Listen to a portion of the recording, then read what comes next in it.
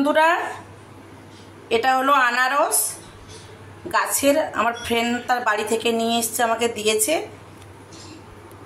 ভালোই পেকে গেছে।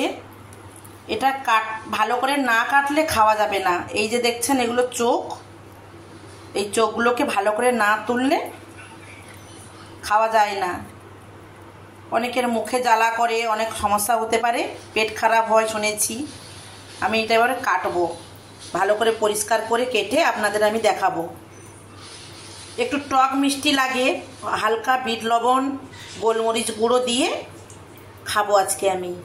আপনারাও খেতে পারেন কিনে নিয়ে এসে। আমার বাড়িতে তো নেই, আমি খাওয়াতে পারবো না। দেখুন, ভালো করে কেটে নিয়েছি। কেটে নেওয়ার পরে আমি বিট লবণ দিচ্ছি,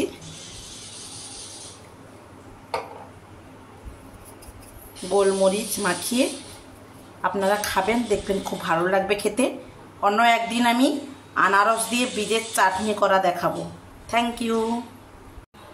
এই আনারস সবসময় পাওয়া যায় না, এই বর্ষাকালের সময়টা পাওয়া যায়। আপনারাও পারেন তো মানে সিজন ফলগুলো খাওয়ানোর চেষ্টা করবেন, বাচ্চা বড় সবাইদের।